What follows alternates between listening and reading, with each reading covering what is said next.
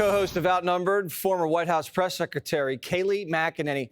Kayleigh, do you smell alpha? No, I don't smell alpha with all the jazz hands we get from Tim Walz and the crazy exotic dance moves.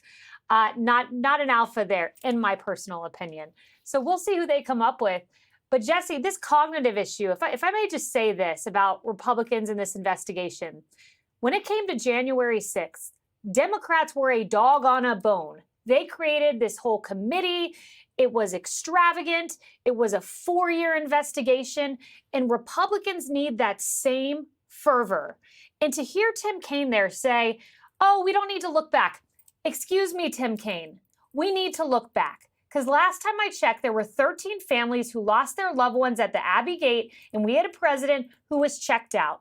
They deserve answers, and we need to look forward and make sure this never happens again. I'll never forget the Carl Bernstein soundbite where he said close friends, people who love Joe Biden, saw many episodes, 15 to 20 with him. So much so they would go to Ron Klain, and they talked about one fundraiser where the man literally stiffed up, and in Carl Bernstein's words, they thought he had a type of rigor mortis. Rigor mortis, that's what he said. This needs to be investigated. The fervency for January 6th on the left, I want to see that on the right. This was a massive cover-up, and this investigation needs to start and not end until 4 years from now. Peter Navarro, Steve Bannon, they were arrested. They were thrown in jail for not complying with congressional subpoenas.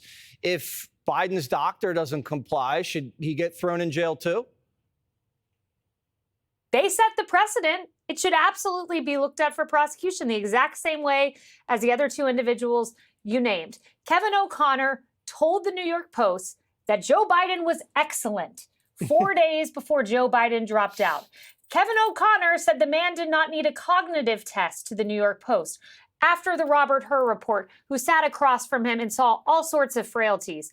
Kevin O'Connor said it was normal that the Parkinson's doctor came to the White House 8 times. He only saw Biden 3 or 4 of those times.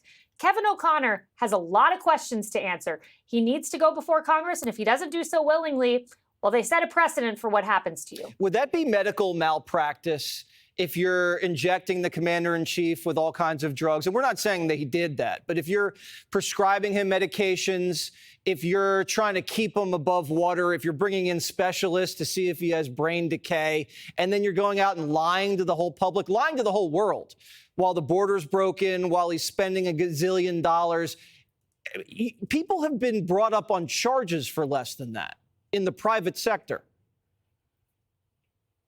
You have a special solemn duty as the White House doctor. Ask Ronnie Jackson. He served under 3 different administrations to come forward and give the American people accurate, truthful information. I just saw Trump just put out a tweet that he's about to go over and have his physical, and he's like, it's something that has to be done. He's transparent. He's described for us his cognitive test he went through in vivid detail multiple times. Yes, you need to be transparent and truthful. And I have real questions, no evidence, but real questions based on what we've seen that Kevin O'Connor needs to answer. I can't wait for the results of Trump's physical. 6'5" and 185. He's in good shape. He's in great shape. Yes. Thank you so much, Kayleigh. Click here to subscribe to the Fox News YouTube page to catch our hottest interviews and most compelling analysis. You won't get it anywhere else.